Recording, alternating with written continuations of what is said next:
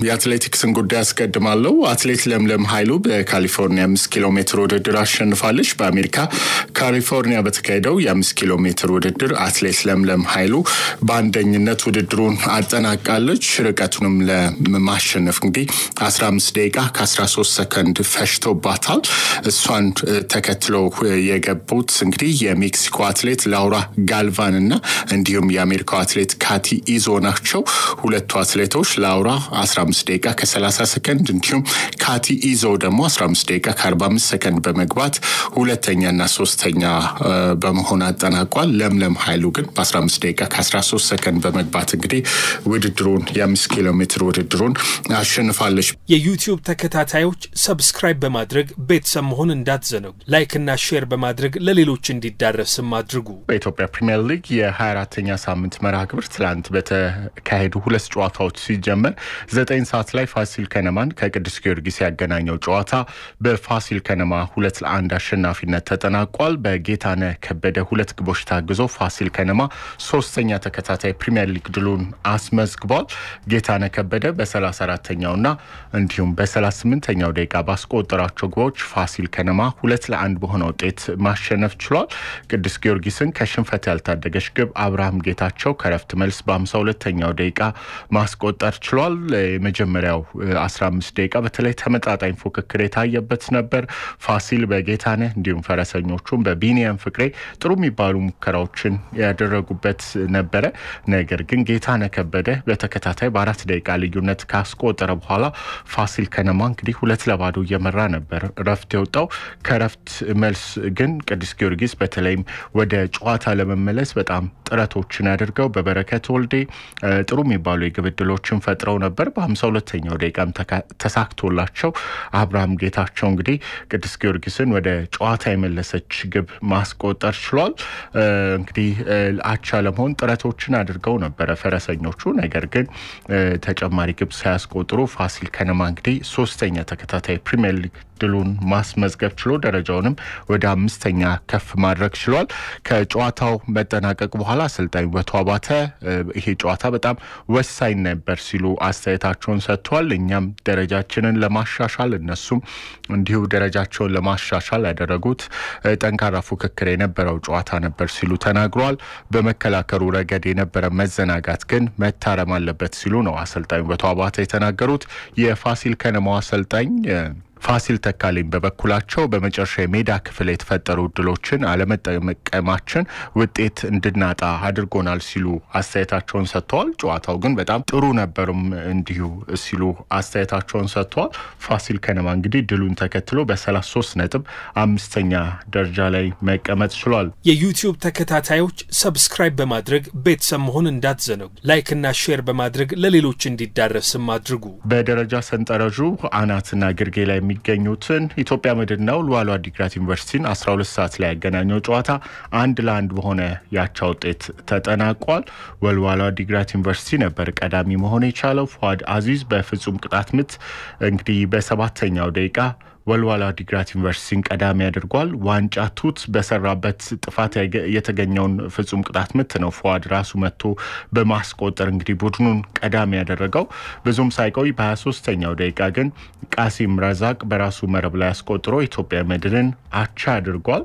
ኢትዮጵያ መድን እንግዲህ አቻነቱን ግብ ካስቆጠረ በኋላ በተደጋጋሚ እንግዲህ አሸናፊ ለመሆን የግብ ዕድሎችን ሲፈጥር ታይቷል። በዚህ ጨዋታ በ7ኛው ደቂቃ ላይ የወልዋሎን ግብ ያስቆጠረው ፉአድ አዚዝ ፍጹም ቅጣት ምት ለማግኘት አስመስለ ወድቃል በሚል በሁለት ቢጫ ካርድ ከሜዳ ተሰናብቷል። በጎዶሎ መጫወታቸውን ተከትሎ እንግዲህ በተለይ ጫና ፈጥረው ተጫውተው ነበር ኢትዮጵያ መድኖች የወልዋሎ ዓዲግራት ዩኒቨርሲቲን መጉደል ተከትሎ እንግዲህ እድሉን ለመጠቀም ጥረቶችን አድርገው ነበር። ነገር ግን ተጨማሪ ግብ ሳያገኙ ጨዋታው 1-1 በሆነ አቻ ውጤት ተጠናቋል። ወልዋሎ ዓዲግራት ዩኒቨርሲቲ በዳኝነት ላይ በነበረው ቅሬታ ቴክኒካል ክስ እንዳስመዘገበም ተሰምቷል። ከጨዋታው መጠናቀቅ በኋላ የወልዋሎ ዓዲግራት ዩኒቨርሲቲ አሰልጣኝ ጸጋይ ኪዳነ ማርያም በቀይ ካርድ የወጣብን አግባብ ነው ብዬ አላስብም ሲሉ እንዲሁ አስተያየታቸውን ሰጥተዋል። ኢትዮጵያ መድን አሰልጣኝ ገብረመድህን ኃይሌ ጨዋታው ከጠበቅነው በላይ አስቸጋሪ ሆኖብናል ሲሉ አስተያየታቸውን ሰጥተዋል። ኢትዮጵያ መድን እንግዲህ በተከታታይ እንግዲህ 3 ጨዋታዎችን ሲያሸንፍ ተጉዞ ትላንትና ነው ነጥብ የጣለው።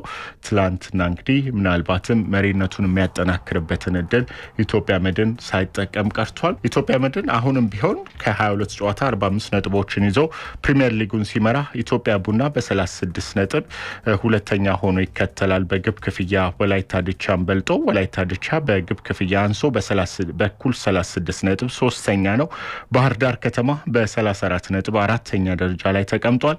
ፋሲል ከነማ፣ አርባ ምንጭ ከተማ ሀዲያ ሆሳዕና በኩል 33 ነጥብ በግብ ክፍያ እና እንዲሁም በጨዋታ ያነሰ አርባ ምንጭና ሀዲያ ሆሳዕና ጨዋታ አድርገው ከ5ኛ እስከ 7ኛ ያለውን ደረጃ ያዙ ክለቦች ናቸው። የዩቲዩብ ተከታታዮች ሰብስክራይብ በማድረግ ቤተሰብ መሆን እንዳትዘነጉ፣ ላይክ እና ሼር በማድረግ ለሌሎች እንዲዳረስም አድርጉ። ዛሬም የኢትዮጵያ ፕሪሚየር ሊግ የ24ኛ ሳምንት ጨዋታዎች ሲቀጥሉ አዳማ ከተማ ከወላይታ ድቻ ረፋድ 3 ሰዓት ተኩል ላይ ጨዋታቸውን የሚያደርጉ ይሆናል። ወላይታ ድቻ የሚያሸንፍ ከሆነ ከመሪው ኢትዮጵያ መድን ጋር ያለውን የነጥብ ልዩነት ወደ 6 የሚያጠብ ነው የሚሆነው። ወላይታ ድቻ በጣም ድንቅ የሚባል ግስጋሴ ላይ ነው የሚገኘው። ባለፉት 4 ተከታታይ ጨዋታዎች በተመሳሳይ 1-0 በሆነ ውጤት ማሸነፉ የሚታወስ ነው። መቀለ ሰባ እንደርታን፣ ወልዋሎ ዓዲግራት ዩኒቨርሲቲን፣ ቅዱስ ጊዮርጊስን እንዲሁም ኢትዮጵያ መድንን በተከታታይ 1-0 በሆነ ተመሳሳይ ውጤት ማሸነፉ የሚታወስ ነው።